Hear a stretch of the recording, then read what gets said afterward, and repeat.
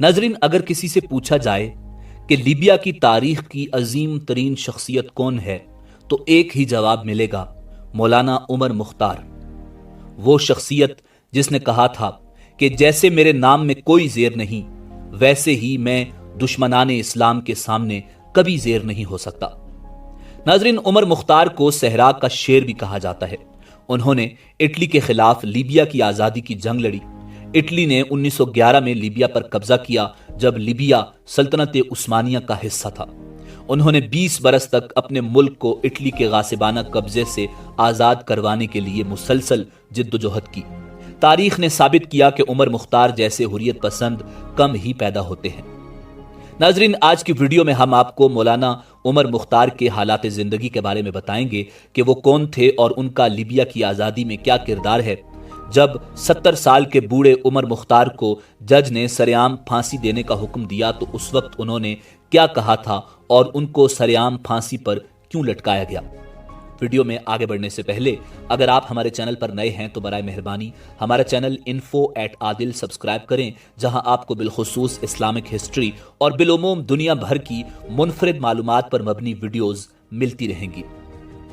ناظرین، عمر مختار، جن کا عربی زبان میں پورا نام عمر المختار محمد بن فرحات المنفی تھا، لیبیا پر اطالوی قبضے کے خلاف تحریک مزاحمت کے معروف رہنما تھے۔ وہ 1862 میں جنزور نامی گاؤں میں پیدا ہوئے اور بعض مورخین کے مطابق 20 اگست 1858 کو زویات ظفور نامی ایک علاقے میں ایک انتہائی غریب گھرانے میں پیدا ہوئے۔ عمر مختار نے ابتدائی تعلیم مسجد سے حاصل کی اور قرآن مجید فرقان حمید کے حافظ اور عالم دین بن کر مولانا عمر مختار بن گئے اور قرآن مجید فرقان حمید کے معروف معلم بن گئے۔ انہوں نے 1912 میں لیبیا پر اٹلی کے قبضے کے خلاف اگلے 20 سال تک تحریک مزاحمت کی قیادت کی۔ ناظرین، اکتوبر 1911 میں اٹلی اور ترکی کی جنگ کے دوران اٹلی کی بحریہ لیبیا کے ساحلوں تک پہنچ گئی تھی۔ اس وقت یہ علاقہ ترکی کی سلطنت عثمانیہ کے زیر نگین تھا۔ اٹلی کے امیر البحر لیوگی فراویلی نے ترکی کی حکومت سے مطالبہ کیا کہ وہ یہ علاقہ اٹلی کے حوالے کر دے یا پھر طرابلس اور بنغازی فوری تباہی کے لیے تیار ہو جائیں۔ ترکوں اور ان کے اتحادیوں یعنی لیبیا کے شہریوں نے ایسا کرنے سے مکمل انکار کر دیا تھا۔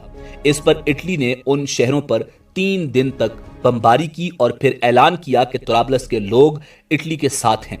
اس کے بعد اٹلی کی فوجوں اور لیبیا کی جماعتوں کے مابین مسلح لڑائیاں شروع ہو گئیں۔ ناظرین، اکتوبر 1911 میں اٹلی کے بحری جہاز لیبیا کے ساحلوں پر پہنچے۔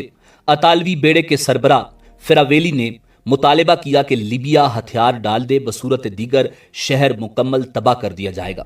حالانکہ لیبیائی باشندوں نے شہر خالی کر دیا تھا، مگر اٹلی کو ہر صورت میں حملہ کرنا تھا اور انہوں نے 3 دن تک طرابلس پر بمباری کی اور اس پر قبضہ کر لیا۔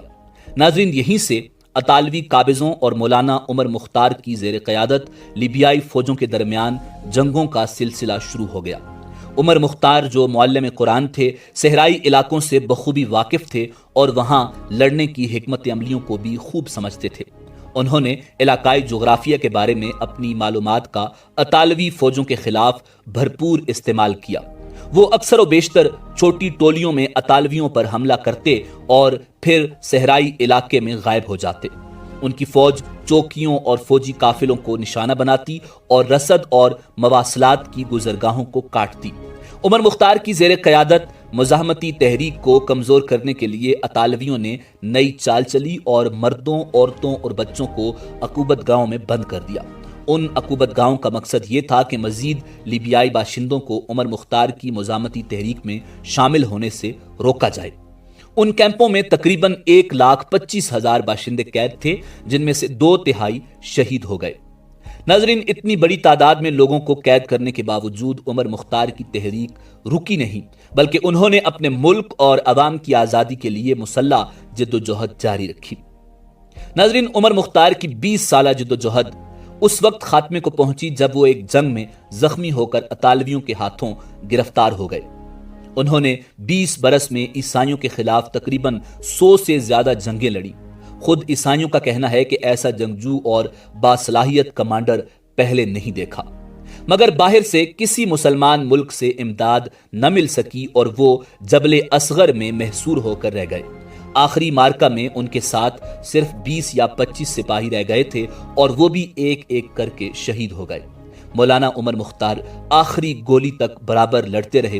اس دوران دشمن کی ایک گولی ان کے ہاتھ پر لگی جو چھلنی ہو گیا، مگر رائفل دوسرے ہاتھ میں تھام کر بڑی ہمت اور جرت سے دشمن پر فائر کرتے رہے، یہاں تک کہ اسلحہ ختم ہو گیا۔ بالآخر عیسائیوں نے انہیں گرفتار کر کے اپنے کمانڈر جنرل گرزیانی کے پاس پیش کیا۔ اس وقت ان کی عمر تقریباً 70 برس تھی۔ جنرل نے پوچھا کہ تمہارے بڑھاپے پر ترس کھا کر اگر ہم تمہیں چھوڑ دیں تو کیا باقی زندگی پرامن رہنے کا وعدہ کرتے ہو؟ ناظرین، مسلمان یقیناً امن پسند اور پرامن ہے، باقی سب غیر مسلم اقوام وحشی ہیں، جیسا کہ حال ہی میں افغانستان اور عراق کی جنگوں سے عیاں ہو چکا ہے۔ بزرگ مجاہد مولانا عمر مختار نے اپنے مومنانہ عزم کے ساتھ فرمایا، جب تک تمہیں اپنے ملک سے نکال نہیں دیتا یا خود شہید نہیں ہوتا تمہارے خلاف لڑتا رہوں گا۔ 70 سال کے ضعیف مجاہد کو زنجیروں سے باندھا گیا اور پیروں میں بیڑیاں ڈال دی گئیں۔ ان پر تشدد کرنے والے فوجیوں نے بعد ازاں بتایا کہ جب انہیں تشدد کا نشانہ بنایا جاتا یا تفتیش کی جاتی تو وہ آنکھوں میں آنکھیں ڈال کر قرآن مجید فرقان حمید کی آیتیں تلاوت کرتے۔